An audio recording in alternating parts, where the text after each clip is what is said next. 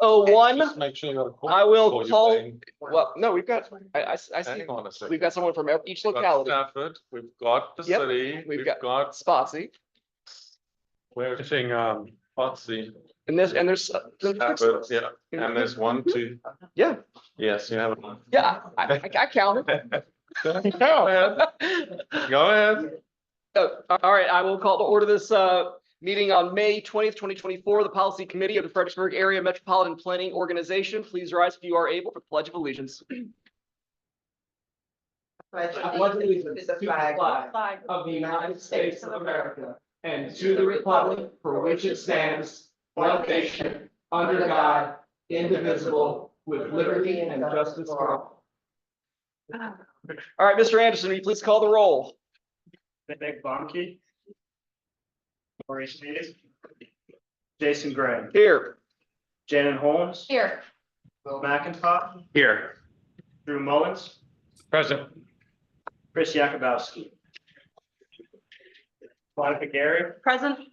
Crystal Benush. Marcy Parker. Bob Schneider. Online. Deontay Diggs. Present. Pamela Young. Present. David Brown. Catherine Coffey. Here. Gerald Childress. Jacob Lane. Joe Stanley. Believe we have a forum. Yes. All right, thank you. Lori Hayes is here. I'm All here. right. Can you guys hear me? Fantastic. Yes, we can hear you. Thank you, Ms. Hayes. Okay, Appreciate it. awesome. Yep, thanks for All right. sharing. Happy to take it one last time. All right, at this time, we will. Give me one more. At this time, we will begin our public hearings, comments and questions from members of the public. Did you approve the agenda? Oh, I just skip up. See, I'm rusty. Appreciate it. Thank you. We need a motion, please, for approval of the May 20th Policy Committee agenda. Someone a second.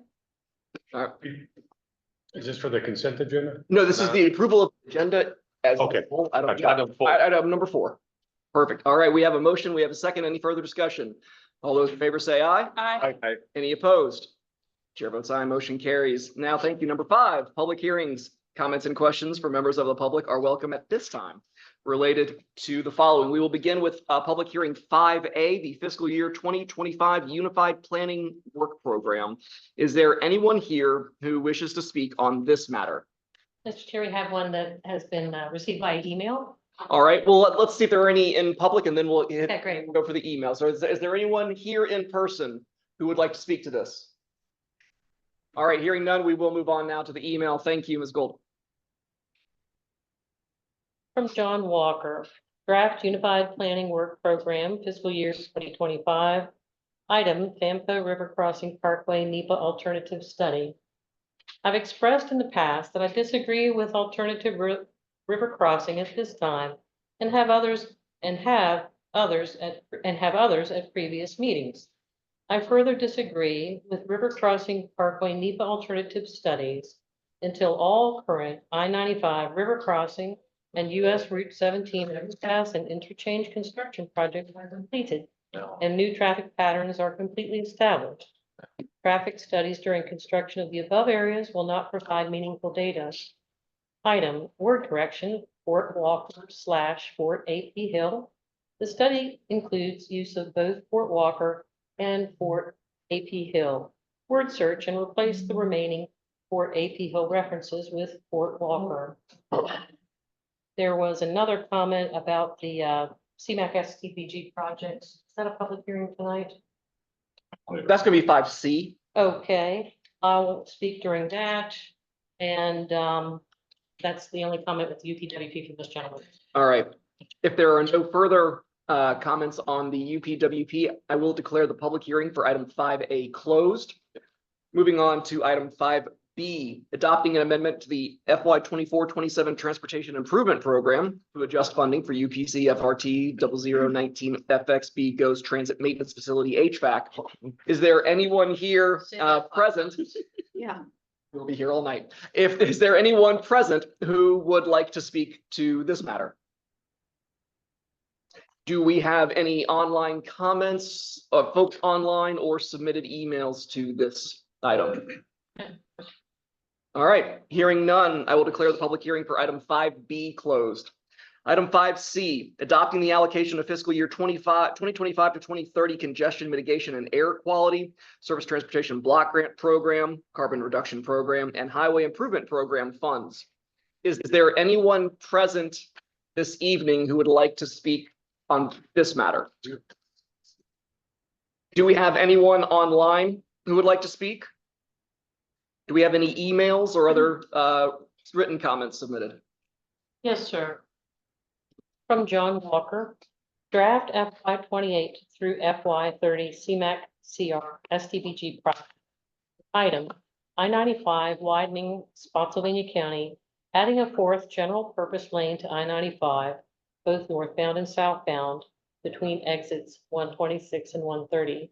Agree with the need and project, but the project or separate project needs to also consider the I-95 impact of Spotsylvania's now major theme park project at the Thornburg Tavern 606 exit. That concludes his comment. Thank you. Hearing no other comments, I will declare the public hearing for item 5C closed. We will now move on to item 6, public involvement. Comments and questions from members of the public on any matter related to FAMPO are welcome at this time. Staff will also read comments submitted by the public prior to the meeting. Is there anyone here present this evening who would like to speak? Well, being that everyone turned around and looked at me already. We're getting used to it. Yeah. Thank you Please. very much. Good evening, everyone. I'm Alan Watkins. I live at 12 England Run Lane in Stafford County. That's part of the George Washington District. During the CTAC meeting previously, we had sent 2 different letters to this committee. The first letter dealing with possibly the inclusion of a Spotsylvania river crossing. We haven't received any kind of response from that. We are hoping to at least learn why or why not that could potentially take place. The second letter dealt with transparency regarding the new developments that might potentially interfere with any of the river crossing options. Specifically, we were wondering and hoping that all information that has been provided by Stafford County and also by the city of Fredericksburg regarding any projects that were, going through the process. For example, the Villas at Celebrate is a project that is in Stafford County, and it is, it is going through the process right now. It is obvious when you look at the planning and zoning website that regarding that things like site plans have obviously been provided to Stafford County, because you can see questions being made by Stafford staff regarding, well, we would recommend that this curb along this, particular access road could be moved 6 feet, et cetera, et cetera, et cetera. So it's obvious that they have that information, but we don't know whether or not that information has been provided to FAMPO, whether or not it's been provided to the consultant, who obviously would, need to have that kind of information when they're trying to establish routes for the bridge crossing. And we were just hoping that, that transparency is going on and that information can be provided. The other thing I wanted to speak about quickly is at the conclusion of this meeting, or near the conclusion, you will be provided an update regarding the consultant study for the river crossing. It'll be in the form of a slide presentation. This is something that I already spoke to when I talked to the TAC committee earlier on this month. The point that I wanted to make that I did to them is that any of the comments and other information that is included in that, because it's included information from the MetroQuest survey, should be taken with a grain of salt and not be accepted at face value. Because some of them obviously don't make kind of sense, because maybe perhaps the members of the public who submitted comments of that sort were not necessarily aware of some information. So I just wanted you to understand that everything that's in there is not taken at face value and should be investigated. Thank you. Thank you, Mr. Watkins. Do we have anyone else here who would like to speak at this time? All right, is there anyone online who would like to speak for public involvement? Do we have any emails or other written correspondence? Yes, sir. From John Walker. A real east-west study needs to address Route 3 as well as Route 17, reducing traffic lights, reducing individual strip mall entrances, and reducing the number of at-grade intersections. Simply adding another traffic light whenever a strip mall or business opens is not a way to ensure traffic is moving. There's been a substantial increase in the amount of cut-through traffic to West Route 3 using River Road, which cannot continue to accommodate increased traffic and remain a scenic byway. That concludes Mr. Walker's comments.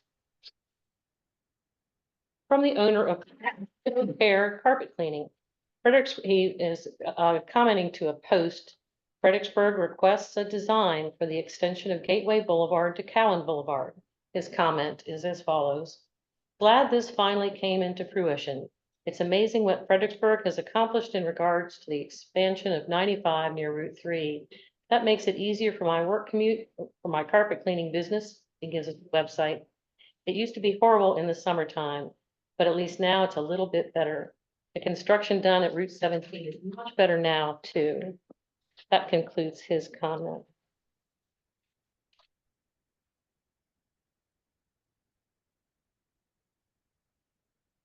From Mr. Meyer. Ridership on VRE and Metro have dropped to less than half of pre-pandemic levels due to work from home options for the feds and other businesses.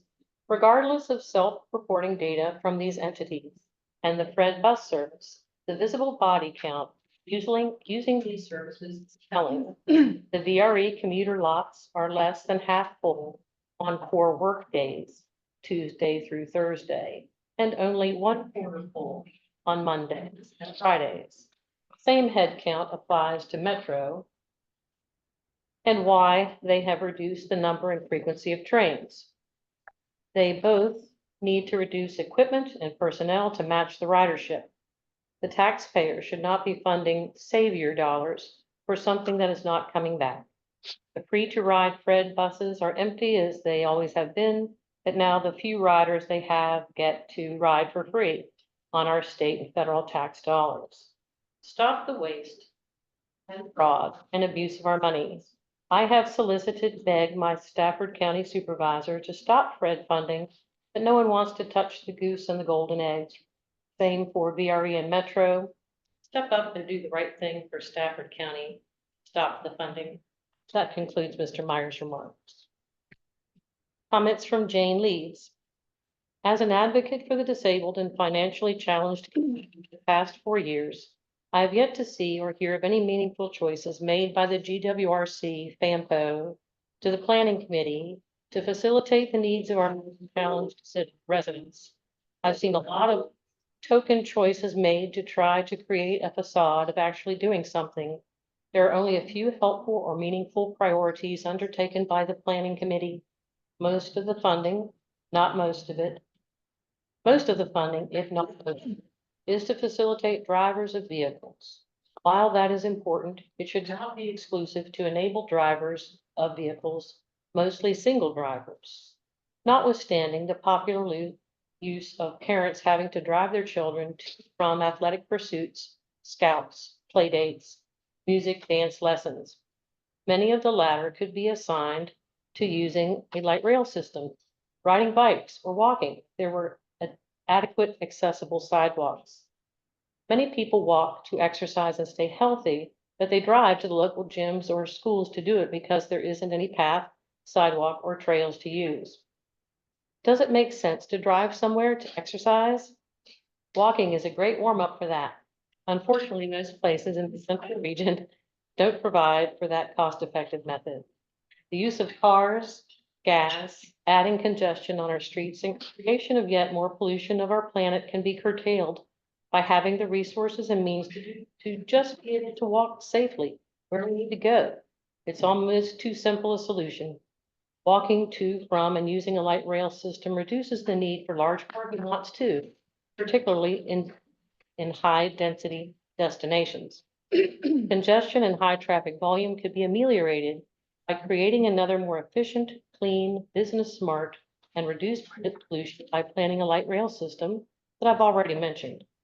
This resource can serve a large part of the community without putting more vehicles on the road, reduce the need for large parking lots, and use AI to run rail, train, and/or buses that connect light rail passengers to and from the rail service.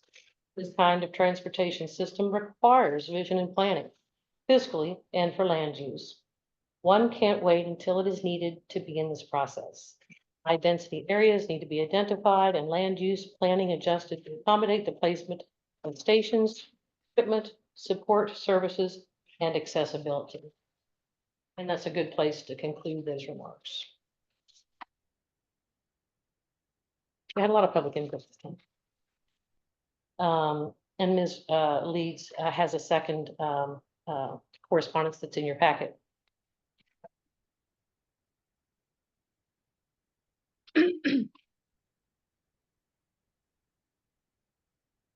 Oh, and that's for Ms. Leeds. And we have one we received today that's not in your packet. And this is the last one, sir. From Larry Gross, statement to FAMPO CPAC Policy Committee. I've been a FAMPO appointed Spotsylvania at-large member of CTAC for the better part of the last 20 years. In that time, I've supported virtually all, if not all, every road proposal from FAMPO.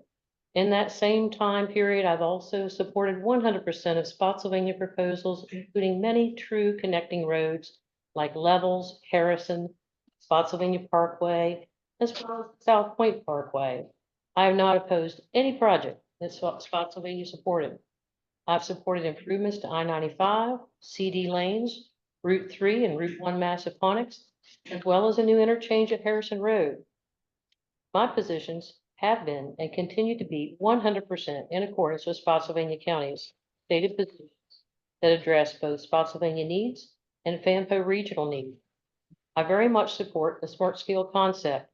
It's not yet fully optimized and has flaws, but using a standardized process to develop and rate all proposals on a competitive basis and let the ones that best meet the required performance efficiently and cost effectiveness standards is a good process in my opinion. If the NEPA study, including FHWA, VDOT traffic model, demonstrates a net benefit to Spotsylvania and the region for a river crossing, and the county leadership agrees, I will support it also. Until then, I remain a heavy skeptic that the current proposal will actually benefit Spotsylvania or the region. In my mind, a good performing connecting road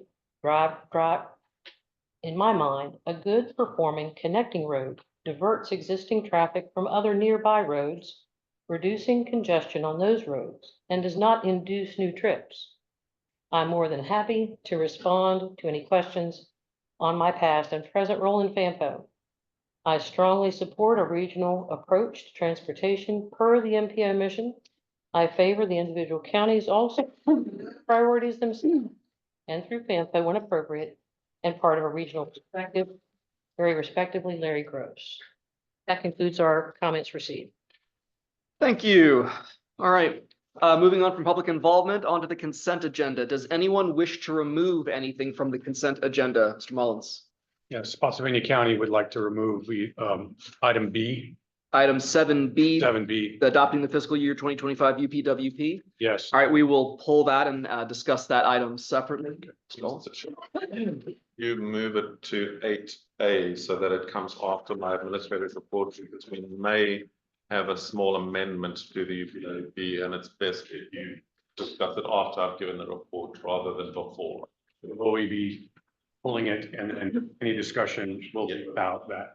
So we will pull it from the consent agenda. We'll vote on the consent agenda minus that item as the other item, and then we will hold it as a separate item. Okay, good. That's 8A. Thank you. Yes, it's for item 8A. Is there anything else, any other items that wish to be pulled from the consent agenda? All right, do we have a motion to approve the consent agenda minus 7B? So move. Second. We have a motion, we have a second. Any further discussion? All those in favor say aye. Aye. Any opposed? Chair votes aye, motion carries. Moving on now to the administrator report, Mr. Ellis. Could I ask at every member of the policy committee and alternates, just take a copy of this. I'm going to refer to it later in the presentation, but I printed you a copy in case you can't read the screen too well. Next slide, please. I'm just going to stand here if that's okay with you. So we asked the question, are we still the fastest growing region in Virginia? Do you all know the answer? Next slide. We used to be. This is the old map. See the very dark blue there? That's the George Washington Regional Commission, which includes FAMPO, and it is the fastest growing region in Virginia by population between 2000 and 2019, but we're no longer in 2019. So Connor is standing there by the computer. I gave him a lot of hard work this week, and we remade that map post-COVID. So if you go to the next slide, that's what it looks like now. So from 2010 to 2023, we have the data from the Weldon Cooper Center, and you see the blue over there. We are still the fastest growing by population region in Virginia. But then I had another question. Well, what about if we take the further back in the past years out and we just look at the effect of COVID?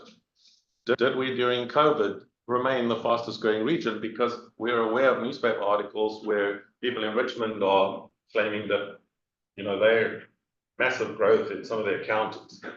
So I had Connor made another map. So if we go to the next one. So there you go. You'll see there in the blue, there are now 3 fast growing regions in Virginia.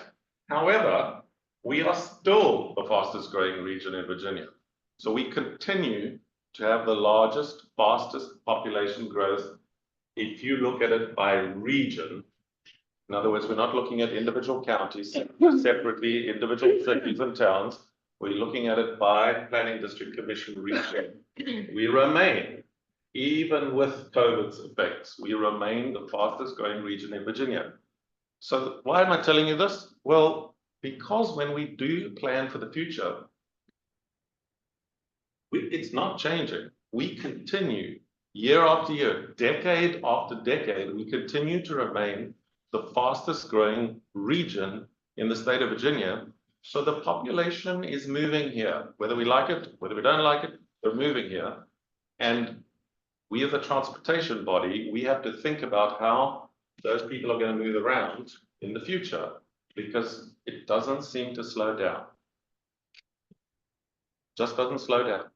So by all means, change your zoning laws, try to stop people moving if you want to, but the evidence is that nothing, not even COVID, changes this pattern. We are the fastest growing region in the state of Virginia. Next slide. So there was an article in the Washington Post in the last week, which I thought is also quite interesting. You'll remember that during COVID, people fled the big cities. So one of the reasons we believed our region grew so fast during COVID, especially Caroline County, that grew suddenly in a big burst, and Spotsylvania grew much faster than they did before COVID. And our understanding at the time was that that's because they're leaving DC and leaving Richmond and moving to the more rural places because people are teleworking. So that has finally stopped. And this Washington Post article is based on research and analysis by the Brookings Institution on the growth of cities, towns, and regions. So the 11 of the 15 largest metro areas have now in the last year gained residents, or lost fewer than they were losing. Next slide. In the Washington, DC metro area, 8,849 people moved into the area after losing 1,772 the previous year. During COVID, DC lost people, and the metro area of DC lost people. That has now changed. DC is now gaining people. People are moving into DC again, and presumably those people would work in an office and not necessarily work from home. So it's not just DC as a city, it's also Arlington County, Alexandria, etc. Up there, but people are moving back into cities, and the pattern is across the US. It's not just here. You can see Miami-Dade, Dallas County, Seattle, they're now gaining. And it continues, even a city like Detroit, you know the sad story of Detroit, how it just depopulated for 50 years. So Detroit, there's a second article in Washington Post this week. Detroit is suddenly gaining people. After decades, half a century of losing people, suddenly Detroit has gained people recently. The cities are rebounding and people are moving back into the cities. We may need to think about that in terms of our transportation planning. Next slide. There's the Detroit story. There's a picture of, I beg your pardon. That's, what did you say? Charlotte, North Carolina. The South, cities in the South are growing faster than cities in the North at the moment, right? These are trends that we should note because they affect us here in the FAMPO region. Next slide. Okay, so this is a thought. You don't have to do anything about this, except maybe think. We've got 2 years to think about this. You don't have to make any decisions.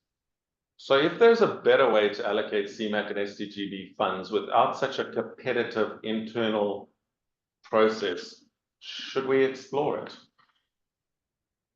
It's the worst part of my job, and I promise you, it's probably the worst part of my predecessor's job and will be the worst part of the next person's job.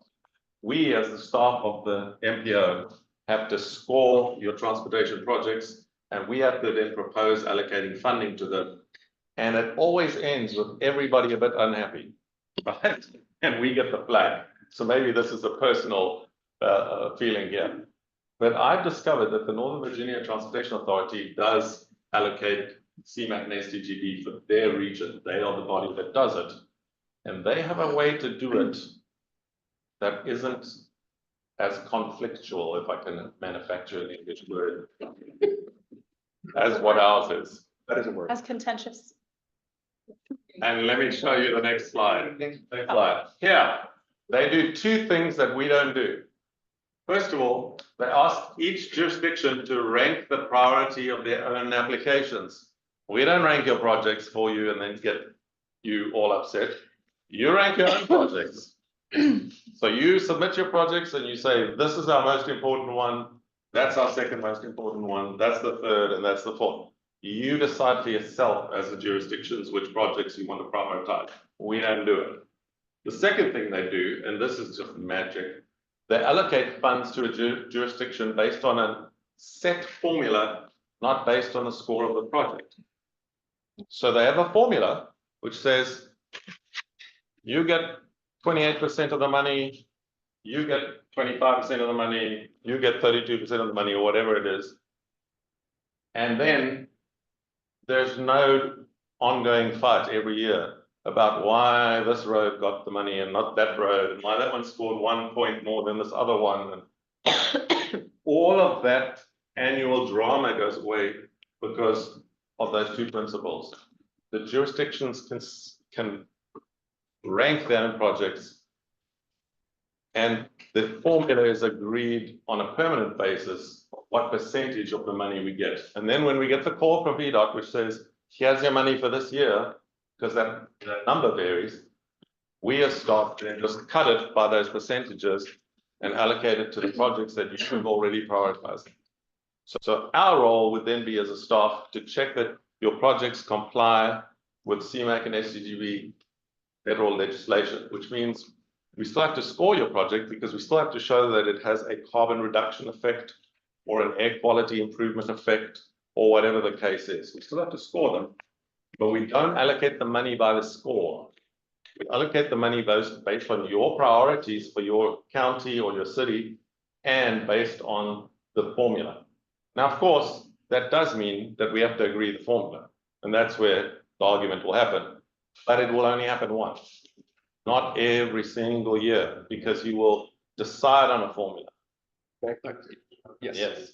So are they like literally permanent, or do they adjust them after every census? Like, how do you account for changes, fluctuating population?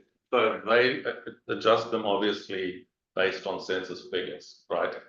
But the formula, how that formula gets made up is static. We just change the percentage if the the population changes every census. Some people use the Weldon Cooper number for the 5-year intervals and then the census for the decennial. No,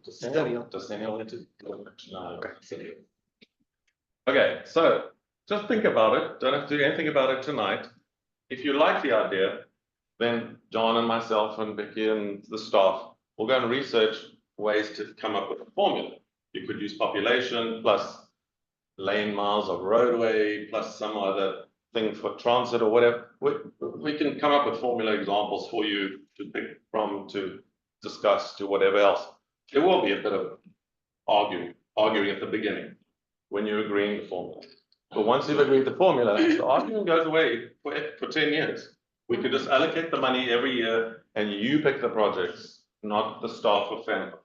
So what happens to, the MVP projects that are already on the. If they're already on the list, they already have funding.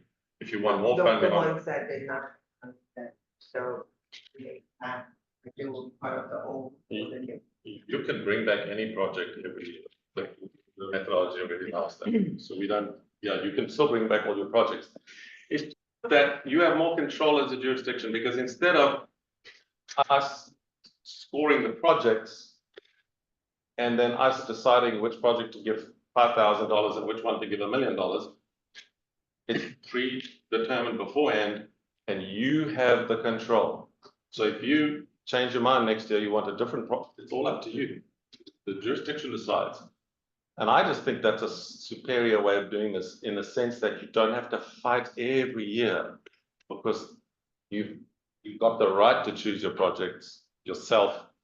Whatever score we give to them is irrelevant to how much money you give to that project.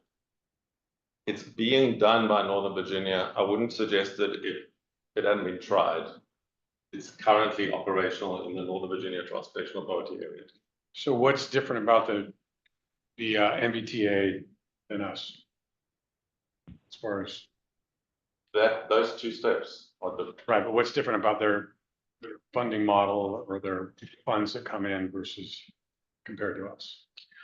When you're talking They get the percentages, same kinds of money that we do. They just get a larger dollar value of each of those streams, because they're a bigger region with a bigger population, more roadways and more transit. They fund the Washington Metro, for example. Portion of that comes through them. So they have bigger problems and bigger income than what we do. But the streams of funding that they get, we get the same streams of funding, we just get a smaller amount because we're a smaller region. But it's the same.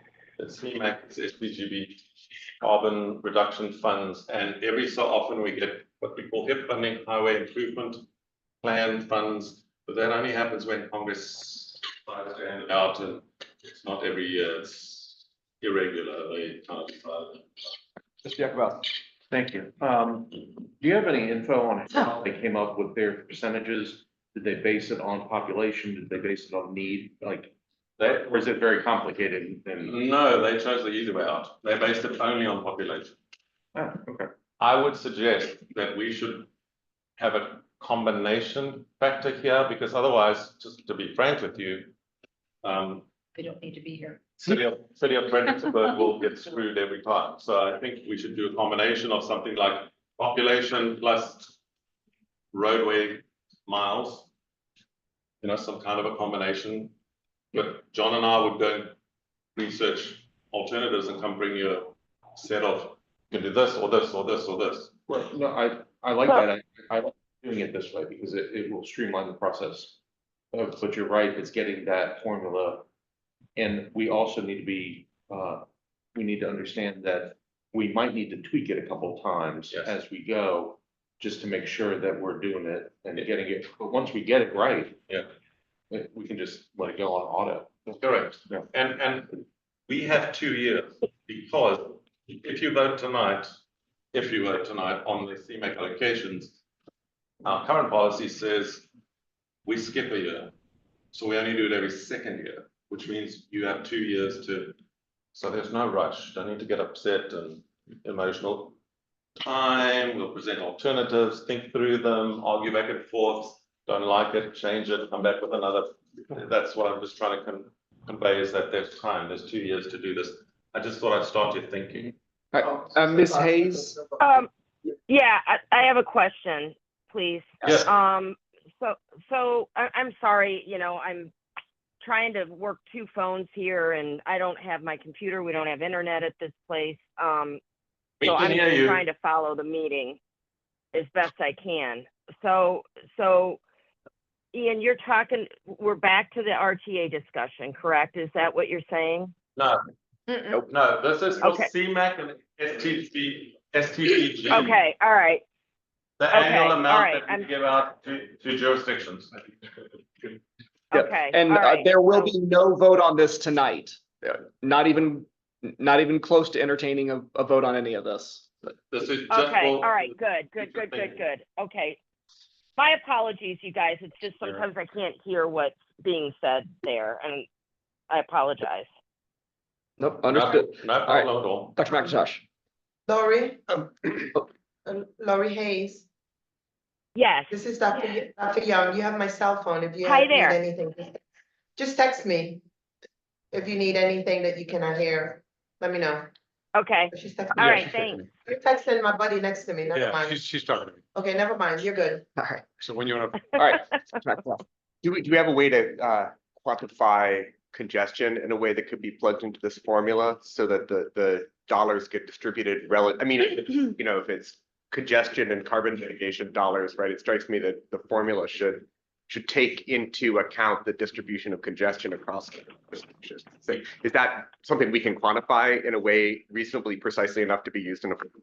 So the travel demand model can quantify that. It's a little complicated because VDOT currently owns the travel demand model. We no longer own it. We sold it to VDOT like 10 years ago or something, I don't know when. So we would have to ask VDOT to run the travel demand model once a year when you want to allocate money. But it can be done. John can work on developing a formula. That strikes me as a way to do it because that is distribution to reflect the problems that the money's supposed to solve, right? Yeah, we think that after 2 years of discussion, you all are, sensible people who will come up with a formula. We'll just implement it. And I think this takes the frustration out of the process for everybody, for your staff who have to spend ages and ages creating projects that will do well in our scoring system. Well, now we can forget about whether they do well in our scoring system. That will be what the county believes is really crucial for the county or the city. And then we leave it to you to decide what's your priority, not. It's just, it's typical grade inflation, now going to pass, fail. I mean, just all the rigors going out of it. we have the flexibility of indexing whatever the formula is, if things change. To population changes or traffic changes, yeah. Ratio. We could come up with a formula that would then index it so that when the thing, and also, I mean, look, like any other thing that we do, after 5 years, you think it's starting to swing too much to the left, then you change the formula and swing it a bit to the right. I mean, I would encourage you not to do it every year because then it just becomes back to the old story again. But, you can review it at any time and change it again if it doesn't really work. But we think that you will probably come to some sort of middle of the road agreement that'll work for a long time. And then you have control over your own projects. Because at the moment, we sort of have control of staff and we actually don't want the control, frankly, because then we have to, like the story in the Bible, we got to cut the baby up and we don't want to do that because someone's going to lose.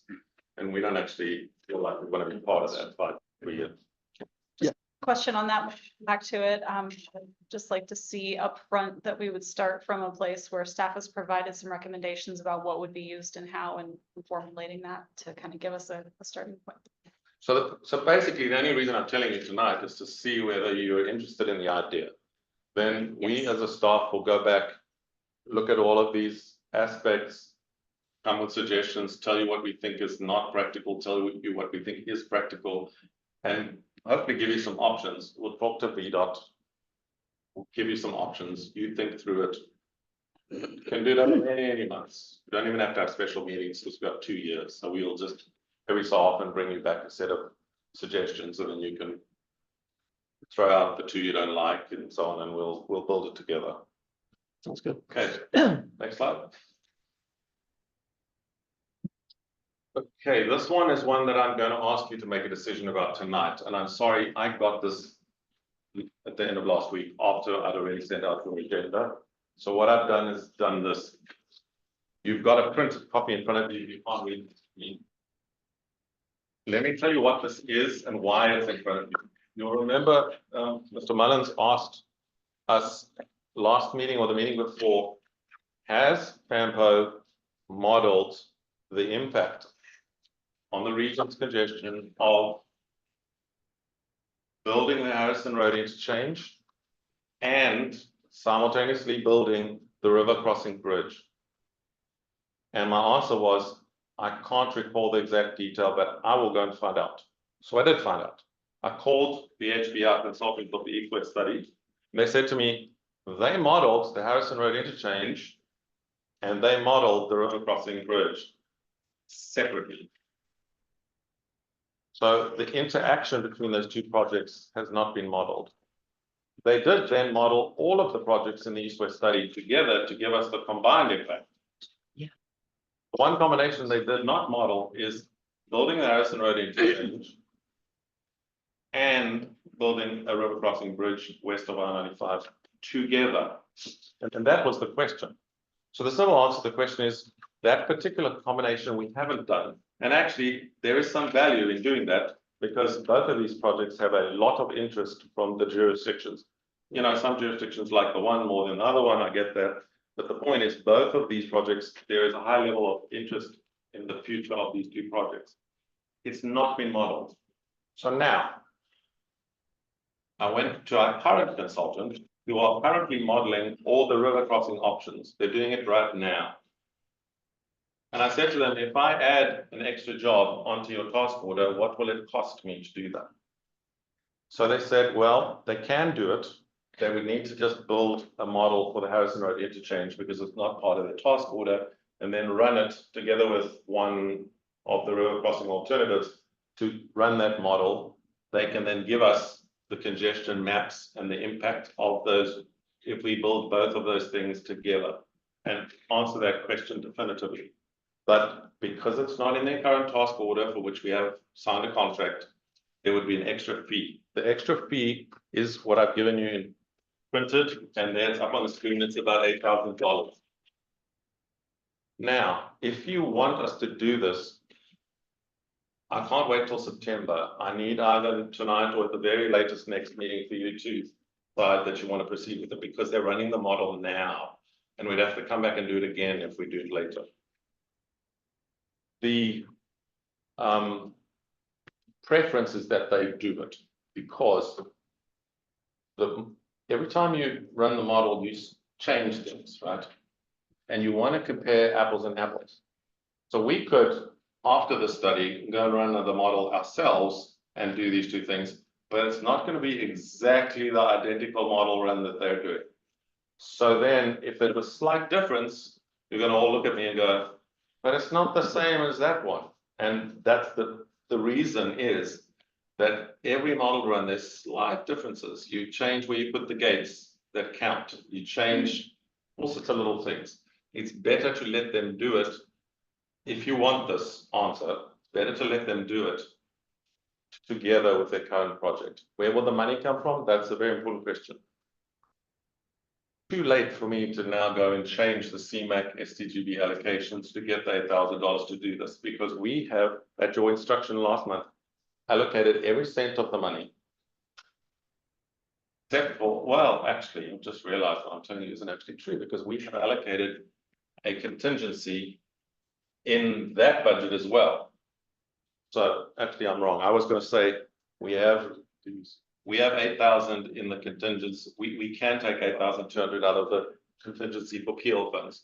Normally, this is a study, so normally I would ask you to approve surface transportation block grant money, because the PL funds are what we use to keep the lights on, pay the rent, pay staff salaries, pay for computers, and we can't spend too much more of that than we do already. However, I now realize standing in front of you that I actually was not quite telling you the truth. We do actually have a contingency built into the STGB. So, but that will be your decision. So what you need to decide is, number one, do you want me to spend the $8,000? Because it's less than $10,000, it's usually not a big deal either way. If you don't want to do it, that's fine. If you want to do it, it's a small amount. But, and this is why I was very happy to pull the UPWP, is because I would like you to amend one page in the UPWP.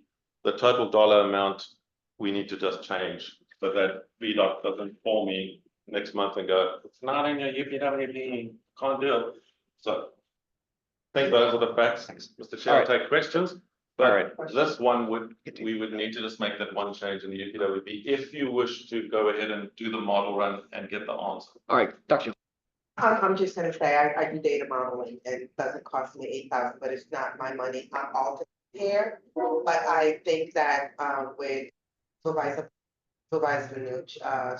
Hayes, that usually sit here, I do not feel comfortable voting for something like this, especially, I know what data modeling is, but I need them to understand it too. So I would say to make it next time. Why? Because we're the alternates, why? I understand, but I'm just saying, Why would- I'm saying to vote today on this, spend the 8,000 Yeah, data modeling. We could push it. But Yeah, it's not gonna hurt to push it one vote, if, but it's just me. I'm Yeah, one yeah, vote, no. speak for you. I will speak for me as an alternate. I don't want to waste my time. If I'm gonna come to these meetings, stay abreast of what's going on and informed, then when things come before the board here, I expect to take a position and vote on it. Or else why be alternates? No, I was told there was not gonna be any voting today. So this is me, so. Before I take any other comments or questions, just a brief point of clarification. Yes. We are referring to the FY24 budget. are Sorry, we? let me clarify, sorry. Tonight, in the previous meeting, the GWRC board approved the FY25 budget.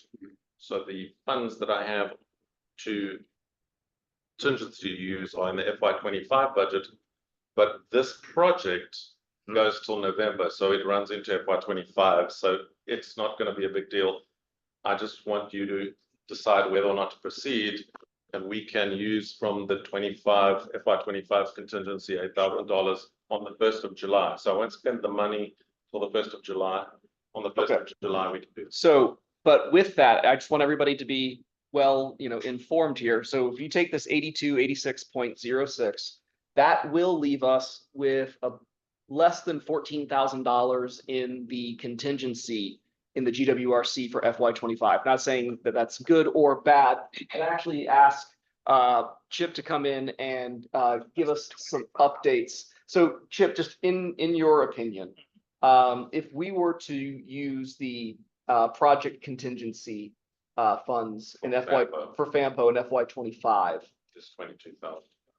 there, well, so for FAMPO, I'm seeing, the total of 22. So what in the past, and you can answer this too, what other uses of contingency have we needed or other times that we've tapped into contingency during the fiscal year and for what purpose? FAMPO, not GWRC. FAMPO has only done it once to my knowledge, and we did it for the consultant, the one-man consultant that we hired for the planning exercise when we created the board game. Remember the board game? Oh, yes. And the gentleman came to explain congestion and transit and all that sort of stuff. Mhm.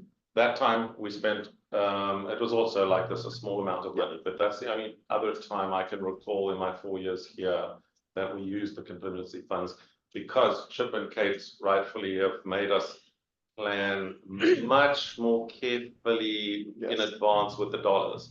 So we literally plan every expenditure now rather than have these block. This will be for this and that'll be for that. It's much more carefully planned now. All right. So I plan when staff are going to go on a training course or if they're going to go to a conference, it's planned in advance. Great. All right. So we have fewer surprises than that we would expect from the contingency budget. So that's at least something that's good for everybody to be aware of. Thank you. I wouldn't like to do it too often, is what I'm saying. So we can do Sure. it now, but it's not it's a limited source of funds, so we only use it for really special circumstances. Yep. Nope. Understood. And I appreciate this. Yes, Mr. Maltz. So I didn't know if anybody else was queued. to comment? No, your turn. So I appreciate you turning on this and coming back with that answer, right? That's good. I also appreciate the fact you guys are looking for a solution and trying to turn on that, giving us the option to leverage Baker to give them another line item or another task in their task order, right? I feel though even though it looks like it'd be okay, it's a little bit rushed to make a decision tonight but at the same time, I feel like we could turn on this internally from the Spotsy side and give you approval quickly. So if we could, not speaking for everyone here, but speaking just myself per se, I know that other members would like to hear more of the ups and downs, or pros and cons, and then to be completely objective, I'd like to also examine whether or not Baker would, if there's any chance for a conflict, even though there probably isn't, because because this wasn't part of the original task order for Baker International. They were looking at the river crossing, right? So It's leveraging an opportunity because, go ahead, you were gonna say something. So their task order is to model the river crossing and the roads connected to a potential river crossing. Right. So this is the same set of roads and it's half of this task. The river crossing bridge is going to be modeled now in the next month anyway. We're adding Harrison Road onto that and running so you run the model multiple times. You run it once for crossing option A, then you run it again for crossing option B, then you run it again for crossing option C, you run it for D. Now I'm making them run it for another option. So how are they, what specifically are they what's the task going to be? The impact of the river crossing on Harrison interchange or Harrison Road or what? Yeah, the details? What they do is that they build in the model, they build the reasonable facsimile of the Harrison Road interchange as imagined by Spotsylvania County. Mm-hmm. They then take a river crossing option, which they're building into the model now, and they run the existing roadway network now and in 2050 to compare how it changes over time on all the roads in that region. So they run a complete model run. So it tells you the impact on all the roads, not just on those two projects. And then what it does is it produces those maps that we can show you, which says, if we build these two projects, the congestion will go down here and here and here, the congestion will go up over there. So it gives you a holistic regional impact of these two projects. We can do that now already with them separately because BHB already did that. Mm-hmm. But we can't tell you jointly, and it's not, the whole is not the sum of the two parts. Because if you now have these two new options, you will change your travel behavior than if you had only the one option. So you can't just take the two separate model runs. You have to run them together if you want to know what the combined impact on River Road is, for example. You have to run them both simultaneously. If you run them separately, you're then going to think, okay, well, I must add the impact from project A and add the impact from project B, and that will tell me what the impact of both will be on River Road. It won't, because when you have both, you create options for the motorist, for the public. And when they have options, they don't all choose the same option. So it's not cumulative. You have to run the model with both projects in the model simultaneously. We can already tell you what the projects will do separately because we did that already.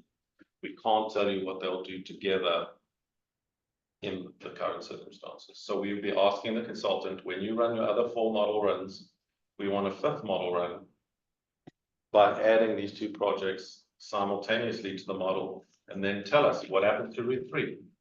We can't answer that question right now. I can tell you now that the Harrison Road interchange will improve the congestion on Route 3. I can't tell you what happens if I've also built the river crossing bridge, because I don't know. It's because you have to run them. So, It's please. not a lot. Yeah, It's not a lot of money though, so I'm not overly worried about the $8,000. It's just that for federal and state regulations, I have to get your approval. I'm not allowed to spend the $8,000 without your approval. So that's why I bring this always to you. I'll interrupt in case other folks want to talk. First of all, I agree. You're an alternate and you're just as much of a voter as anyone, so your opinion matters regardless, right? But at the same time, I value, the fact that you're a data modeler and I'm not. So, again, I feel like this is a kind of thing that appears to have a lot of benefit in the decision process, maybe give us more data points and things that we couldn't consider independently, trying to knit it together, right? But can we push it to like turn on it internally and have our own huddle, then come back and give you a thumbs up or? So I'm looking at VDOT because I don't think I can take instructions outside of a policy committee meeting. Okay. So I can't like get a letter from you and then just suddenly spend money. I have to get the policy committee to make a decision. Excuse me, I don't know how to raise my hand here. That's fine. Ms. Hayes, 1 second. I was just gonna let VDOT respond really quickly to what Mr. Ellis said. No, that would be correct. We would then come back for the next meeting, so you could all, discuss internally and then just come back with whatever that answer is. Okay, thank you. Ms. Hayes. Oh, okay, good. Nope, that's good. All right. That answered the question. Yeah. Okay, quick comment just on that whole thing that kind of develops about discussions and how we make decisions. And this isn't meant as a slight to anyone or anyone here, okay? So we all make decisions differently. Serving as alternates, we are, I think, with the understanding that we should be showing up prepared and understanding what's going on. If not, we can reach out to Ian, we can reach out to those who we're subbing for, and ask questions. Our agenda was given, what was it, Wednesday? So we've had 5 days or so. And again, please don't take this as offensive, but we've had 5 days. And so sometimes we might say we want to go back and talk to more people on our board and clarify something, ask questions, but we've had some time to do that. To talk to our own staff, to our colleagues on the board respectively, and also to Ian. So I just want to make sure that going forward, we consider those things so that when we show up, we're ready to make decisions on things, because sometimes we may not have the extra time. Maybe VDOT says, no, we need this now, or some other entity that we deal with. And that's common, right? Where we do have to make decisions, be prepared. So I just wanted to speak to that. Was this on? I'm sorry, Thank was you. this on to be voted on today? It was not on the Okay, agenda that's all. because we only got it, I can't remember the day, but we got it late. Well, what was the day that it was sent out? And my apologies then. We sent the agenda out on Wednesday last week. Right, the Wednesday is But I when the did agenda came, not- but the but I item did not add specifically. this slide. It's not indeed, so. That was just added today. This slide was not on there because I didn't have the quote until late last week. And what time today? No, I only presented Just it brought it at the today for meeting. the meeting. Yes. Okay, my apologies then. No, it was a late item. Okay. I think we need to. You're 100% right. It is a late. Okay, and I was beginning to think, gosh, did I miss this, right? Because I did read the agenda and then this was the last one. If this had been a larger dollar value, I would have just said no. Sorry to step away. No, no. But because it's $8,000, it's not a very large amount, and so therefore I thought Well- I'll just present it, see how you I feel. don't think the money. So before we So go for any forward, just wait just a second, please, Ms. Hayes. I just want to, just for everybody's awareness in terms of process at this point, because we have pulled the UPWP from the consent agenda. It is a separate item to be voted on. There is a proposed amendment to the UPWP on the table. Before we go any further, I'd like to review what that timeline looks like for everyone's edification and the deadline for passing that UPWP, and to make sure that, because Spotsylvania has asked to, discuss this among their own Board of Supervisors first. Mr. Ollis, could you please remind us, what is the deadline for passing the UPWP?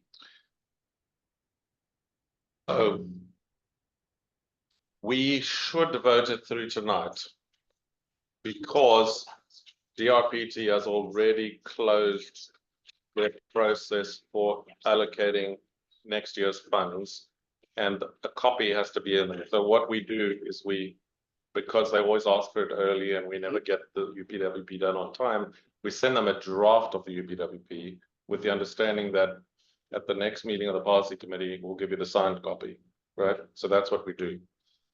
For VDOT, they would prefer to get it now tonight, but I think at the June meeting is the very last It should be the very opportunity last to opportunity. approve it. So So, they would prefer it now. I think we can push it to next month for VDOT. DRPT will be so not that happy. here's my question then, as far as, okay, we understand the process now. I need to give you one more point Okay. of process. I'm taking a gap here, and you know, I always just tell you the honest truth. Even if you disagree, I just tell you the truth, and then you can decide how to mix it. But the honest truth is, I'm taking a gap here because normally to amend the UPWP, I'm gonna have another 30 days public comment. Right? So if we approve tonight the UPWP without an amendment as it is, then you come to the next meeting and say, oh, it's fine, you can spend $8,000. We want to get the answer to the question.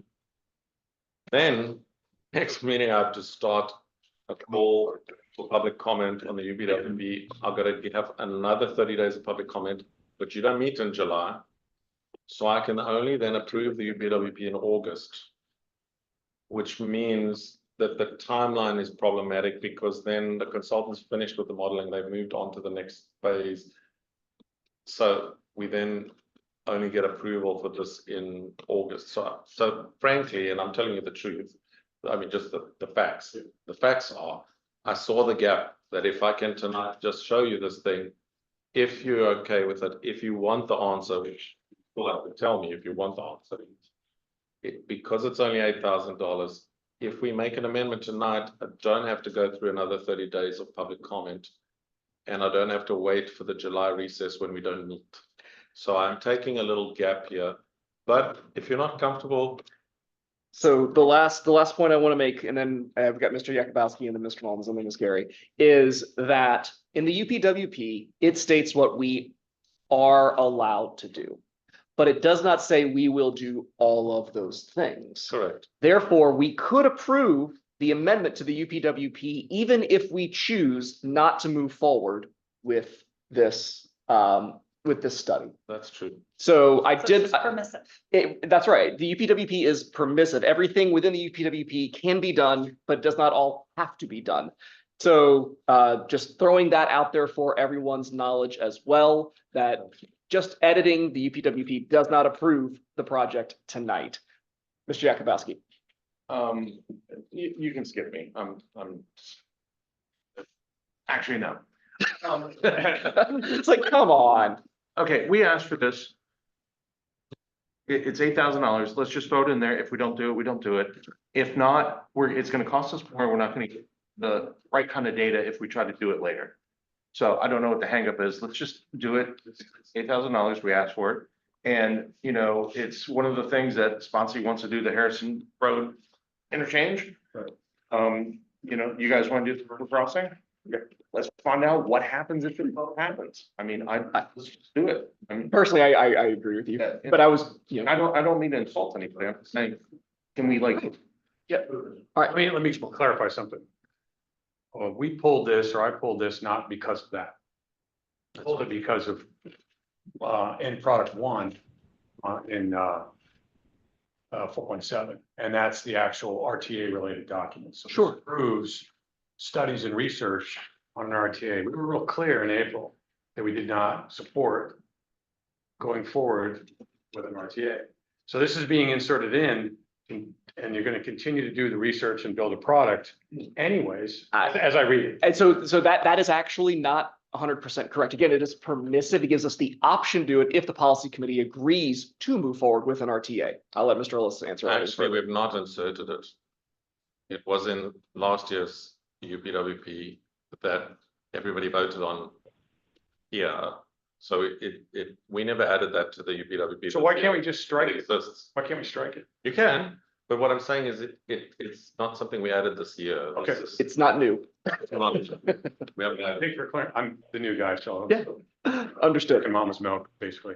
But that language is concerning to me because it implies approval to build RTA related projects. So No. it's so Do research. no, so the UPWP does not say we shall. It says that we may with approval of the policy, because the study to be done would cost a certain amount of money. Yes. That study, because of the money that would have to be spent, must be formally approved here at a policy committee meeting. UPWP approving that does not approve the study. If that's the case, then I can withdraw that. And I have no authority, by I the would way. defer to Chris, if I'm understanding it And- correctly. And quite honestly, sponsor can vote against it. And Yeah. They, so, and I think we've made our position very clear on that. Okay. And I think that everybody's under the understanding that there's still more steps to be done before anything actually occurs. So we are opposed as in principle against RTA, but that being in there does not move that process forward That is correct. any bit. And if it were to move forward any bit, Sponsy still has another chance to come and oppose it and state our case. Yes. Just to clarify, because I think this will help you for future projects. If I am going to implement a project, I need three things before I start anything. First thing, the project has to be mentioned in the UPWP because that's a federal requirement. It has to be listed there. Second thing I have to have is your decision to spend the money at the staff time. So I can't do it without a separate decision that you take. And thirdly, if money is involved, I have to actually get Chip's signature. I don't have a checkbook. The only money I can spend is to buy your snacks for the meetings. Other than that, I have to get Chip's vote by signing the document. I don't have a checkbook. GWRC has the checkbook. So without those three things, I can't actually spend money. The only thing I can sort of do is ask my staff to do a little bit of research. That's all I can really do. Everything else, I have to have three decisions before I can do it. One of the decisions takes 30 days of public comment, and it's a very long process. The other two decisions, you guys can tell me at any stage, hey, stop this, or hey, start this, without worrying about the UPW. Mr. Chair? Mr. Chair? Yes, Ms. Hayes. Okay, I just have a question. Yes. Wouldn't the study, right? Wouldn't that generally go before the TAC before it comes to us? So the UPWP does go before the TAC, and studies go through the TAC before they come to you. This isn't a separate study. This is just a request for a particular model run for a study which already exists. So the study exists. Okay, so that wouldn't normally, I just want to make sure that we're following our policy, right? Or the Yes. way that it normally would go, and that we're not all of a sudden going out of turn. Do you know what I mean? Correct. Absolutely. And I believe 100% that we are. This is the Michael Baker thing. This is just a very minor amendment to an ongoing process that we previously approved. And then everything else is just inside the UPWP as we may, if the policy committee votes on it during FY 2025. And I'm not quite sure why this wasn't in there to begin with. I mean, I think it should have been, right? Well, what's done is done. I'm not really sure how to answer that one. No, I know. I mean, because I'm wrestling with, why I really don't have a problem with it, because I do think we need the information. We don't have to pick a dead horse on this, but I just I'm kind of like, why wasn't that in there before? Like we should be looking at this. But I'm gonna answer Lori, what, this was Ian kind of responding to an inquiry that I think we both might have talked about a month or so ago, right? Yes. So he was coming back with an option, and that's Right. the genesis of this part right here. So, yeah, it wasn't a task, or it wasn't part of a previous item, but he just came back with, hey, here's an option, and if you want to do it, we can Okay. leverage the Baker folks right now. That was like giving Okay. another so task. Okay, so my feeling on it is I don't have a problem with doing this at this point, because I do think it is very valuable information for us to know, right? We need to know this. So I just want to make sure that us doing this isn't leapfrogging tech, which you're telling me it's not, right? So that Correct. we're not going outside of our process. I Yep. do want to say again that I understand that these aren't this is a with the Not a shall. RTA. That's right. It's we can go ahead and do this. The thing that I keep coming back to with this RTA is, we've kind of said this is the way Spotsy feels, and we don't have Caroline and King George there in the room right now either. And those are two critical We players do. on this. I'd almost can't we just take out the RTA thing until we have our RTA conversation? So the one thing I'm going to say is actually, you know what? I'm going to let Ms. Gary speak first, and then I'll respond. I was about to make a motion because I feel like we need to go forward with this. It's the Yes. longest discussion I've ever, I'm sorry, call the question, because this is the longest conversation I've ever heard, over $8,000. Well, just to be clear, And it seems like we are on the same page generally, and it's permissive. but I just want to make sure, folks, that. Oh, we know where you are. No, it's not about where I'm at. It's the fact that this is two separate things. One was 7B, right? Well, so yes, This was a separate issue. well, Yes. unfortunately, they both go into 7B. They do. It's two separate points. And Yes. so one, you cleared up nicely the RTA issue, which could have been resolved right off the bat, right, Yeah. had we focused on that. But Ian was educating us on this audible that was basically called. So they kind of collided. They did. So I think I'm in agreement with you, as far as calling. Sure. personnel. Oh, well, she has you- perfect right under Robert's Rules of Order. When unfortunately, Ms. Gary has called the question, and it is now time to take a vote on item 7B, the resolution adopting the fiscal year 2025 UPWP With an amendment to page. with the 20 amendment, yes. Page 27, the budget for the river crossing study, we have to add $8,286.06. yes, on page 27. Yes, as amended for the Michael Baker International addition to their study. Correct. All right, Ms. Gary has called the question. I'll second. There is a second. All those in favor say aye. I Any opposed? Chair votes aye. Motion carries. Thank you. So the Of the process. So UPWP is now adopted and we've added in the dollars for this thing. Do you want me to give an instruction to the consultant to do the work, or do you want me to wait? No, do the work. All right, so at this time, I will entertain a motion Discussion? well, if I hear a motion in a second, we can then have discussion. Okay, sorry. I make a motion. Okay, well, all right, Ms. Holmes. Second there. All right, discussion. No, I'm just. Okay, we have a motion, we have a discussion. Any further, or motion in a second, any further discussion? Doesn't matter because 7B passed. All those in favor, please say aye. Any opposed? Chair votes aye. Motion carries. Thank you very much. Please go to my last slide. There we go. These are all just reminders. The subcommittee is set for Thursday, the 30th of May. That's the one where Spotsy may wish to, say all those, we don't want this. The C2B public meeting, just my thanks to Meg Bomke and Monica Gary for attending, spoke well, made our points that you all have heard about.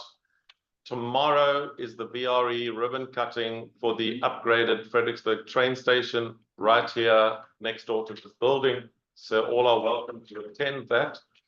The VRE system plan update is available for viewing.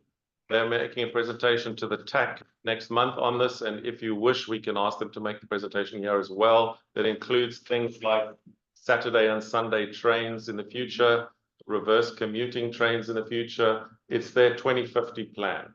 So you can view it online.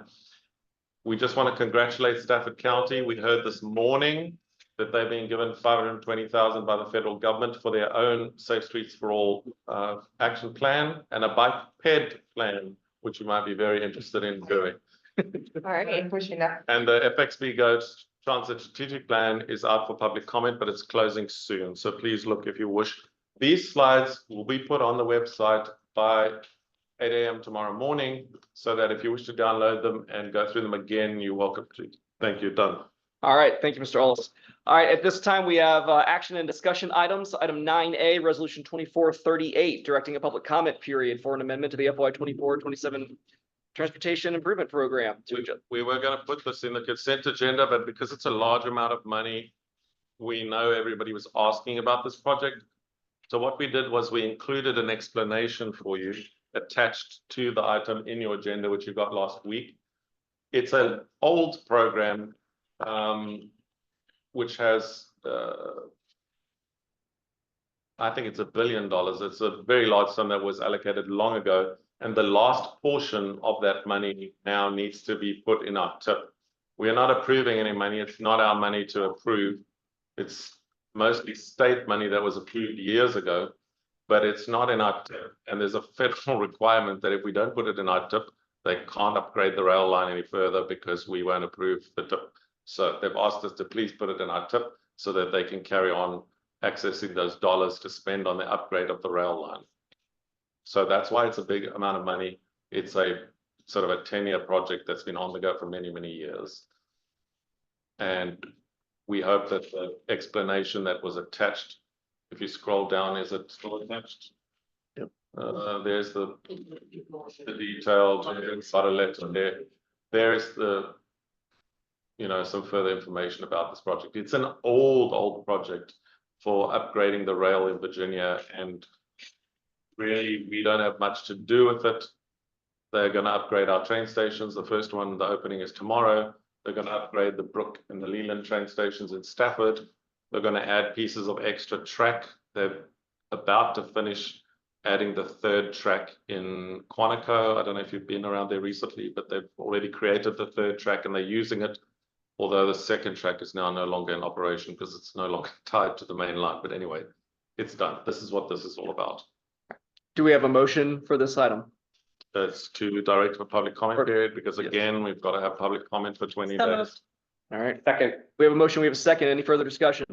All those in favor say aye. Aye. Any opposed? Chair votes aye. Motion carries. Item 9B, CMAQ STVG project allocations. Dr. Rideout. All right, I will accelerate things. Go to the next slide. We are following our allocation process for distributing the carbon mitigation, air quality, and carbon reduction funds in conjunction with our surface transportation block grant funds. So at the previous ones, we were directed to go back and reallocate for projects for FY 30, as well as at that time that we learned from VDOT and whatnot, that we needed to go back and actually allocate 5 more years of a smaller amount of funds through FY 25 through FY 30. And we basically went through the process. We funded higher scoring projects earlier. We funded CMAQ first, then carbon reduction, then STVG. That actually plays a role in how our methodology progresses. And we fund projects until either 2 things happen.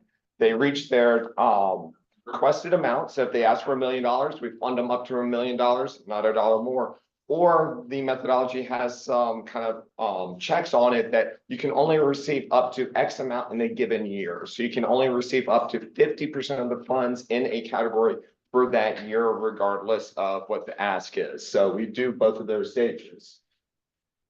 Next slide. In this round on FY 30, we have about $6 million available. And through about 5 years of funding, these are the additional funds that we learned that we had at the previous meeting.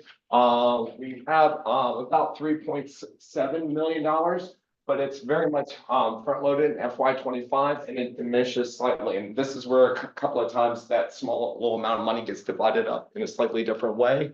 But I'll walk you through that. So next slide. Previous methodology, any existing project would actually have to rescore if it wants additional funds. So these are our existing projects that are receiving new funds. So Route 1 is South Point Jug Handle. It's really receiving the maximum 1.5 million that it requested, and it's just under the minimum from STVG. Replacement vehicles for FXVG Go is receiving additional monies. STVG is throughout the 5 years of additional funding, as well as they had requests for CMAQ and CR funds in FY 30. Transit amenities is getting an additional pot of funds. The Harrison interchange study is receiving additional planning funds. along with the Harrison Road widening, finally the I-95 PE and study funds. It's getting the maximum amount of funds through STBG. John, just an interruption. Forgive me.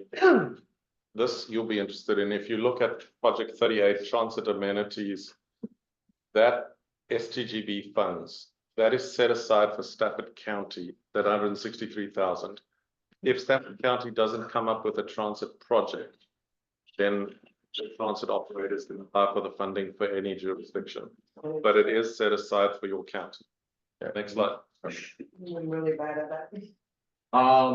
For Stafford, the first new project to be added is Mine Road in Green Springs. We'll be getting just under $1.1 million. Route 2A and Levels Road is getting the maximum that it requested, 600,000.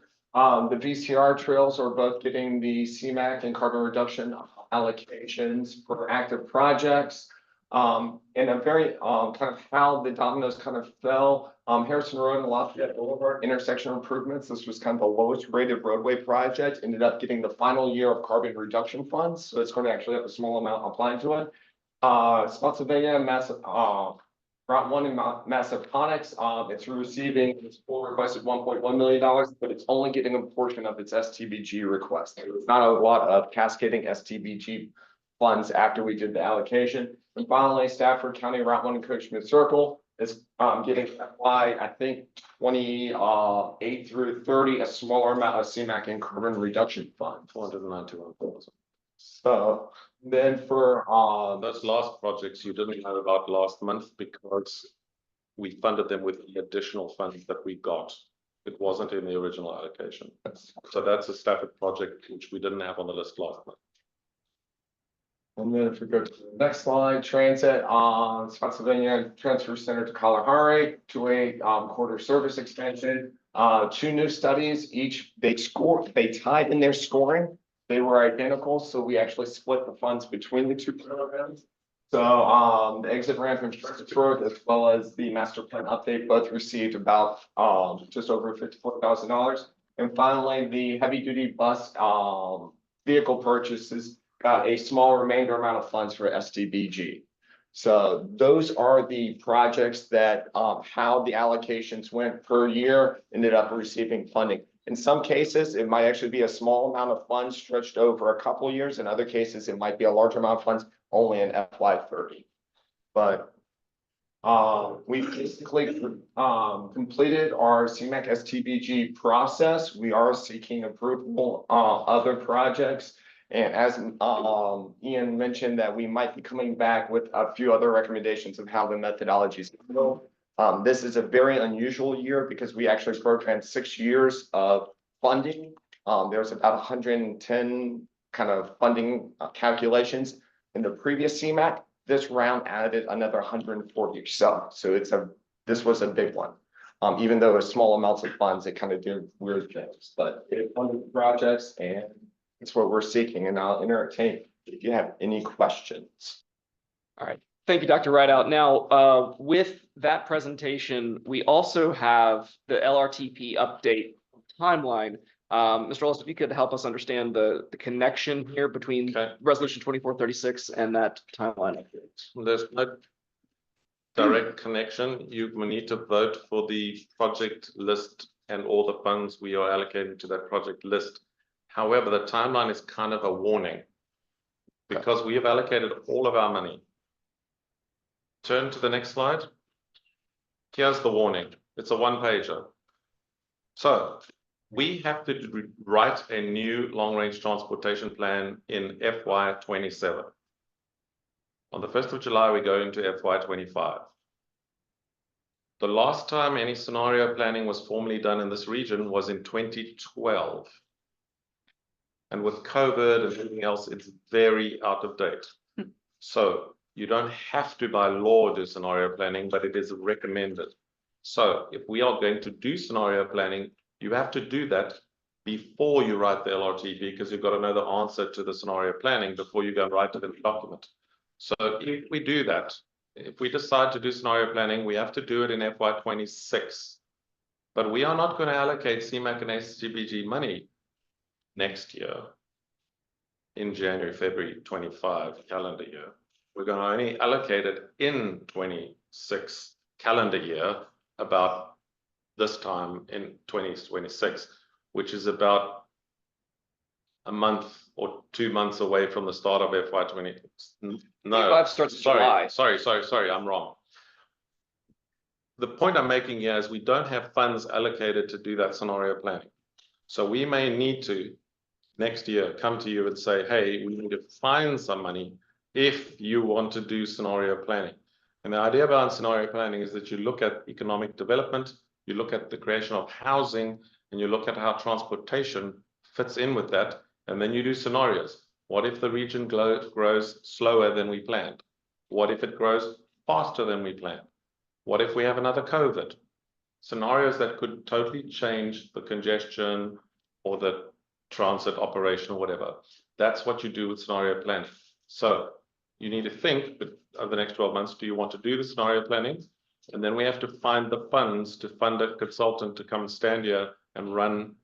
We will bring in the chief planner, town planner, city planner from the counties and the city, as well as the transportation staff. So it's not the transportation staff on their own. It's the planning staff of your jurisdictions, plus yourselves and the TAC. And we do scenarios if you want to do that. But you've got to do that before you write the LRTP. And we're that many months, years away from doing the LRTP. So FY26, which starts 1st of July next year, you have to have found the money if we want to do that. Yes, Quick Dr. question, are we talking about population growth and then the scenario planning with transportation? Quick question, is GWRC, housing, I thought they had something in there that they were doing similarly. Can you compare, contrast, talk to them, make sure that both of you are not doing the same thing, or at least get the same thing? I will definitely chat to them. I'm not here, but I will definitely chat to them. But the point is, this is tied to transportation. I get it. So are we providing the roads to all these new housing developments? Are we providing the buses to all these new housing developments? Should we be providing buses to all these housing developments? That's the kind of thing that you have to do, and you have to run scenarios. Yeah. I think their housing scenarios might be a little different, but I will find out. It helps to talk to each other. Absolutely. Transportation is Oh, yeah. part of their topic. Absolutely. Transportation is your main topic, housing is their main topic, so just reverse and chat. So the reason I'm showing you this now is this is the last big time you're going to be allocating some money tonight. You're going to vote it through, and there's only a small amount of contingency money available. But we will need to borrow from that contingency money because it's the only place I can think of where we can get funds for the scenario planning. So I'm just telling you that because you're going to vote through $8 million stuff tonight. All right, so then that begs the question, how much does scenario planning for an LRTP tend to cost? I don't know. I raised this slide with the TAC just to warn them. And some questions were asked, do we really need scenario planning, et cetera, et cetera. So I will get you a quote, but the quote's going to be a bit early because this only happens in FY26. Of course. So the quote is going to be very approximate, very ballpark, because it'll change over the next year and a half. So, all right, so with that being said, I mean, let's talk rough orders of magnitude. Because we just approved for the possibility of additional contingency being spent out of the FAMPO budget. And that left about, what, 14,000? Yeah, so that FAMPO budget will not be able to be the source of the money for that scenario planning. We will have to take it out of CMAC, STGB, carbon reduction, et cetera. Now we have set aside some contingency funds there, and there's about 150,000 a year. $125,000 a year until FY28, where it jumps. Okay, don't worry about it. So there's 125,000 a year. There is also money allocated to FAMPO for federal requirements that FAMPO used to have, but which was taken away before I got here. It returns in the budget of CMAC and STGB in FY28. Well, but the trouble is that this is FY26 to 27. So the point is we can probably move around some of the deck chairs on the Titanic. All right. But we will need your permission and we will need the TAC to agree. So I'm just telling you this. because we may have to next year do some fiddles. All right, duly noted. Just wanted to make sure we knew what the contingency was before we take the vote on the STBG and CMAC. All right, so at this time, I'll ask for a motion on resolution 2436. So moved. Second. We have a motion, we have a second. Do we have any further discussion? All right, all those in favor, please say aye. Aye. Any opposed? Chair votes aye, motion carries. Now moving on to item 9C, Smart Scale Pre-Application Project Status Update. Ms. Eves. Hello, good evening. This will be quite brief, I promise you. All right, this is your update. Go ahead, next slide. Next slide. These are the GWRC projects that they will be voting on in June. The next slide. The FAMPO projects, number one has been screened out. Unfortunately, it had a few problems. The scope of that project overlapped with a previously funded smart scale project, and also the study will not be completed in time for this round. Remaining are 4 projects. After this presentation, there are several slides describing all of the projects that you can look over in your packet. If you have any questions, contact us and we can answer for you. Next slide. The next steps, VDOT is currently going over the applications. June 1st, the full application submission begins for a lot, as you know.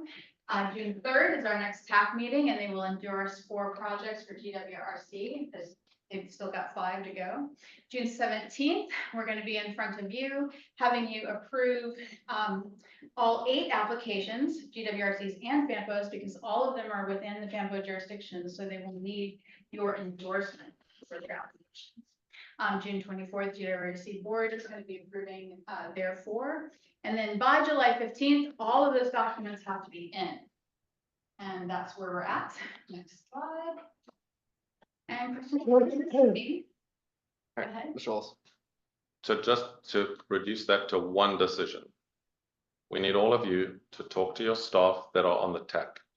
Because you and your staff need to agree which one of the 5 GWRC projects to drop. We've got to drop 1. We're only allowed 4, and there are 5 on that list. So please talk to your representatives on the TAC, because we as FAMPO staff do not get a vote. You and the GWRC board get the vote. And you've got to throw off 1 project. And obviously that project is in somebody's jurisdiction. So please do discuss with your staff, take advice, give them advice, whatever, so that you agree, so that we can remove one of the projects at your next meeting. All right, thank you. Any questions or comments? Real quick, do you have the slide of the 5 projects? Pull up the slide. And go back to the GWRC There. projects. One of those has to fall off. And as I said, the descriptions are all in your packet. For FAMPO, 1 already fell off, so we have the 4. Correct. It's moot at this point. There is no vote that needs to be taken on the FAMPO projects because there's no debate on that. Chairman, we do have a non-voting member from the CTAC. The CTAC did have a comment on this list. Do you want to just give him the 1 yes, minute? please. Say. Yeah, I do. Thank you. At the last CTEC meeting, we discussed these options and we decided to endorse 2 of the options. We did not want to take the path of saying what we think you should drop, but we just wanted to tell you what our favorites were. And so the 2 options we endorsed were the Enon Road, Centerport Parkway connector, and do you remember what the other one is? I do not. It was a long discussion and it was hard to remember what the other one is. But I think it was project number 1 and project number 4. I think that's right. That sounds about right. But I can say for sure the Enon Road that was our first. Like, yeah, we really like this one. Okay. But I believe the other one was the big one. Yeah. Okay. Did you have 4 favorites? We discussed it for a long time, but those were the only 2 that we can reach consensus on. So you're saying please don't remove those 2. Please don't. We really like them. They're our favorites. Duly noted. Thank you very much. All right. Thank you, Ms. Eves. Do we have any other comments or? All right, then moving on to correspondence. The first item I'll just do quickly. It's we got notified by our VDOT representative at head office that the EPA has published a notice in the Federal Register that will end our conformity analysis process requirement on the last day, well, actually the 23rd of January, 2026. Basically, the end of 2025 will be the last that we will be required to have a conformity analysis process, because we are now deemed basically to be in conformity with air quality requirements in this region. Washington DC is not, but we are now being removed from the you have to report because your air is dirty list. That's an improvement. It's a much less big effort in future to add or remove projects from our long range plan as a result. So we still have the tedious process, but from December next year, we no longer have the process. Excellent. And then John can do the last Well, item. hold on, Ms. Eves, did you have something to add? Not about that, but I forgot to tell you all something important in June. I need to let them know that they also need to have a resolution for all of the locality projects. That will be before you, it will be one resolution for Stafford and Spotsylvania's locality projects that will need to decline as well, because that needs to be included with all of their applications. Got it. I meant to say that, and I forgot. We'll bring the resolution, so I'm sure that'll be. Giving them a heads up. Perfect. Thank you, Ms. Eves. So the last project under staff and agency reports. Well, the transit strategic plan comment period Oh, well, okay. for correspondence, it's closing. I beg your pardon. Right. There is the letter. Yep. Friday. So Friday, May the 24th is your last day to comment on the FXB Go Transit Strategic Plan. And we've actually got the director here with us tonight. RTS up, you already know, I reminded you, and then the final one John will take, which is the update on the first. I won't go through the entire presentation because we are running long, but the consultants have released their initial findings for their public involvement, as well as just letting you know that they're doing the agency coordination. So they're going to be looking in conjunction additionally with your staff, but also reaching out to other agencies in the area. So they're looking at, these are the current recipients for agencies that we are reaching out to.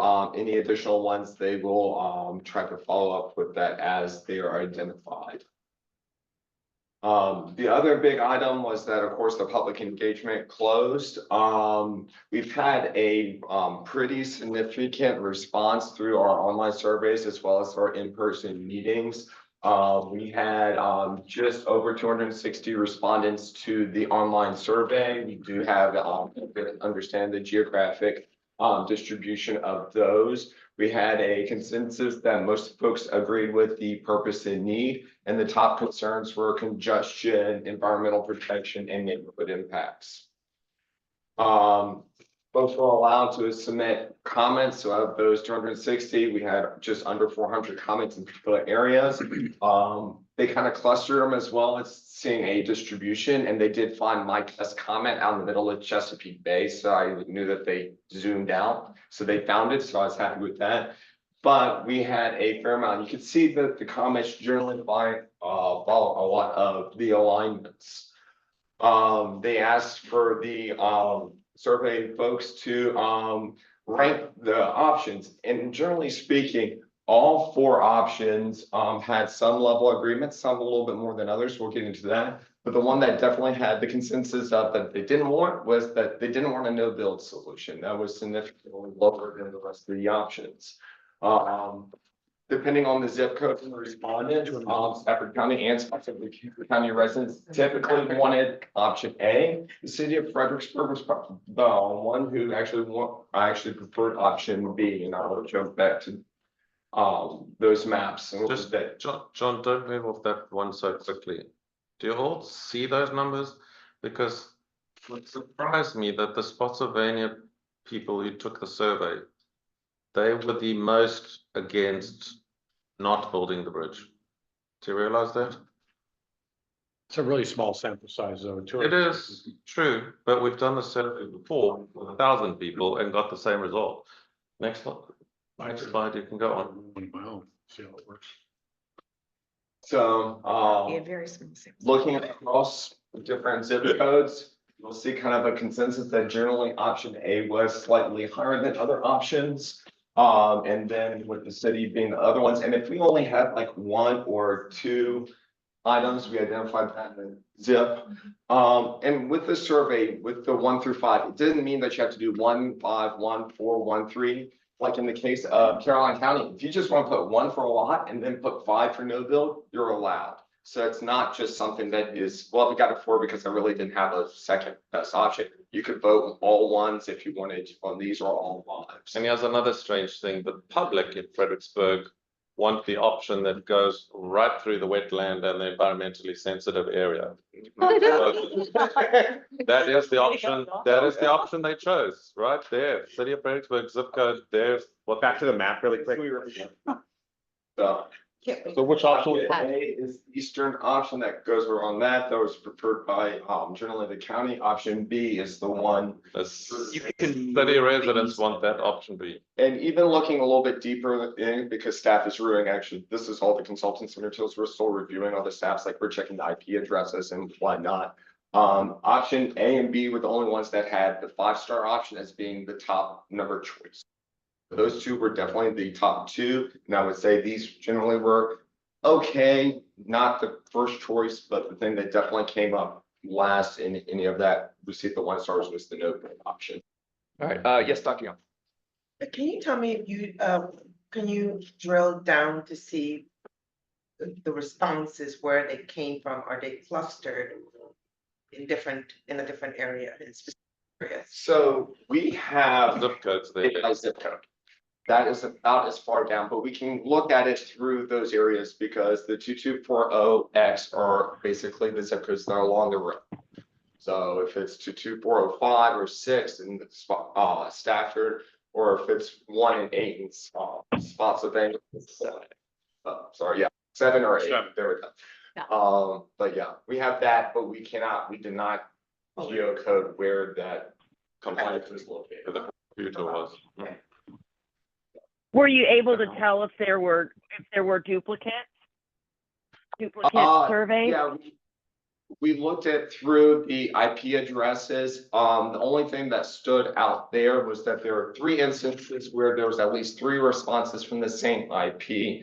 That isn't unusual for this size. If somebody basically has a neighbor over, if there's multiple adults living at an address, or if they're sharing on Wi-Fi in that like townhouse or apartment complex, that's not unusual. We did not see like 50 responses from a single IP address. That's what we were seeing. Okay. This was done by the consultant. Remember, the previous survey for the East-West study was done by FAMPO staff. This one was done by Michael Baker, independent of FAMPO staff. Yeah. I just don't, it is a very, very, very small sample size. It would be invalid in any other venue. But yeah, that's not a lot of responses for a pretty big issue and for a very large area. That's disappointing we didn't get more. Yeah. Can we run another one once the public gets more information later, or is that part of the study? So we have a second public engagement meeting in the second half of the year. I think September-ish, John? About September. There'll be a full public meeting. There'll be a full public participation exercise. And of course, we can run another survey again around that second meeting as well. How about using FXB, free press or whatever it is to pump something out? Sure, but the consultant needs to be in charge because we're at arm's length. We're dealing with the consultant. But the consultant may say, yes, please send it to the free press, please send it to everybody. We did send out a press release when we did this. Friends of the Rappahannock. Send it to them. Well, they were at the meeting. And we emailed this to the Freelance Star, to the Free Press, whatever it's called. In the advance. They all got a press release saying, hey, please promote the study. They put it on the radio, the AM radio station's website, Facebook page, it was all over the place. I did a personal video saying, please do this. So there, much of this other option is that the consultants started developing kind of themes and consultants of what the public say of what it feels is which items. It's in your packet. I'll let you go through it if you want. And just we picked up, yes. The point that your member of the public, Alan, up there was making earlier is that those comments, if you just go back one slide, those comments with each option, those are unfiltered comments of the public. These are not comments by the consultant or recommendations by the consultant or by FAMPO staff. This is just on a page, the general comments the public made. That's all it is. It just tells you the public thinks those things. They may not stand up to some scrutiny. They're just the public's comments. They will have, this will relieve congestion, or this one will have more congestion in the same option because both of those amendments were submitted by the public. So we have those, they provide common themes. And this is what we were talking about, where congestion, environmental issues were done. So we're taking a lot of those comments. Staff has the raw data behind the scenes as well as what the consultants have given us. So we're slowly working our way through and kind of going through some of that.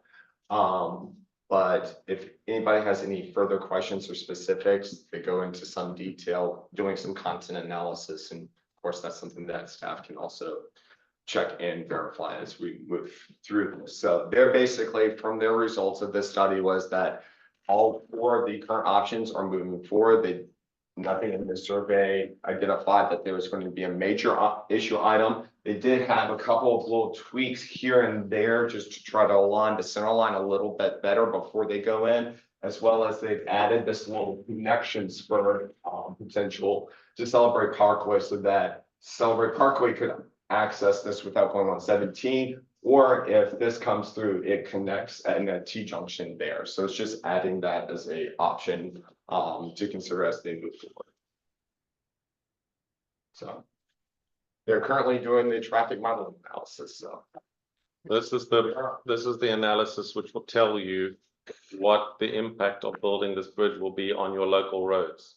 So they're doing a travel demand model, which is the big level, high level thing. And they're using synchronism to look at the traffic light, the intersection, how it's going to affect all of those movements of cars and all that kind of thing. And they will present you with all of those results when it's done. Does any of this tie into?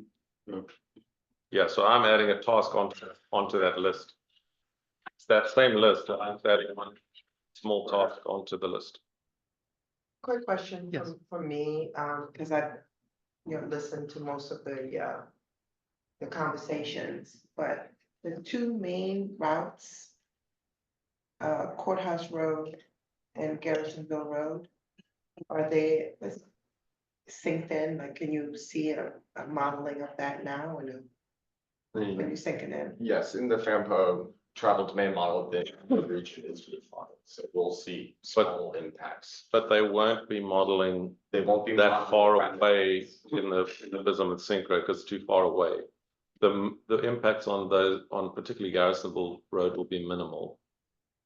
They'll tell you what it is in the travel demand model, but it'll be very minimal. So they won't model it in Synchro and Vism because it's too far away. So it's far away to go to it, but it's not far away to come from there this way, right? No, what I'm trying to say is that traffic disperses. It doesn't all go to one place. Correct. And so the further you get away from the new bridge, the smaller the impact is because the cars split into multiple roads or they go on 95 and go away. So the impact on Garrison will be minimal because it's so far away from the bridge. There will be an impact, but it's going to be very small. And so when the impact is so small, then you don't use Vism and Synchro to model those intersection impacts because it's just too far away and the impact will be too small.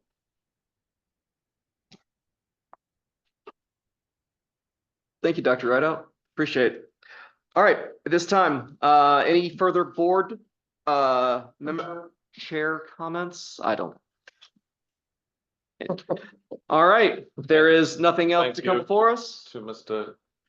Third Vice Chair for taking the meeting tonight. Third string. You're the Rudy of, That's it. Vice We Chair. do thank also our CTB member, Laura. I'm getting there. Oh, Give me a second. sorry. Our CTB member, Laura, thank you so much for coming and listening to us. We always appreciate your attendance. And it's nice to see the director of FXD go. Jamie always tries to make our meetings and listens to your comments about transit so that you take that on board. So thank you to the two of them. Thank you so much. And with that, we are adjourned. Thanks, bye. See you, Lori. Bye. Enjoy your trip.